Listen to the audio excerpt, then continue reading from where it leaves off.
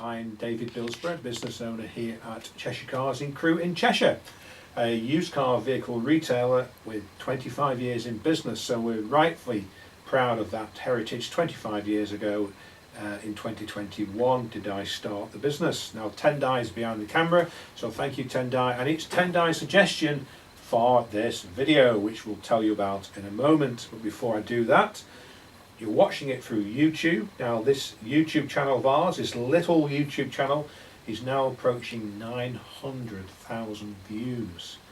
We don't know whether we'll reach 1 million views by the end of the year, but I think it will be probably January or February 2022. But if you can share the channel for us, we'd be delighted, because we have got lots of videos covering all sorts of things to do with motor trade, which we obviously try and give you as much advice and help and guidance as we possibly can. And we have 1160 subscribers, so if you want to subscribe, please, if you're looking at the video, it's on the right hand side subscribe button. If you wouldn't mind clicking onto that and doing so, that would be fantastic. So the video, yes, so Tendai is a young man who's had a couple of 3 cars, but I was asking him what was it like for him to buy his first car, and he said, well, it wasn't too bad, because they could ask me. But even so, he had me to ask and advise him. He was still a little bit nervous, which is understandable when it's your first car, you're not used to doing it. So this video is how to avoid buying a lemon. So Tendai had me. You have your parents, I guess, who have had many cars. So that's another good sort of source of help and advice and guidance. And then you must know people, friends and relatives who are very good with cars, who have an interest in cars. So they would be a good point of contact as well. And ask questions, ask plenty of questions before you make the appointment. Because asking questions, waiting for the answer, you must always wait for the full answer, and don't be too frightened or apprehensive about asking another question very similar to the one you've asked.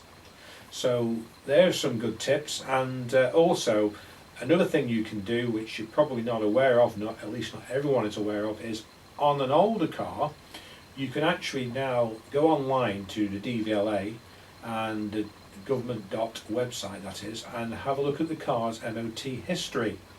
So if you just type that into Google, MOT history used cars, you'll be able to you'll be taken straight to their website, put the registration number of the car vehicle in, and it will bring you back with the MOT and then the past MOTs, which you will be able to see for mileage and what was wrong with it. If anything was wrong, what was it, and was it corrected for the next MOT?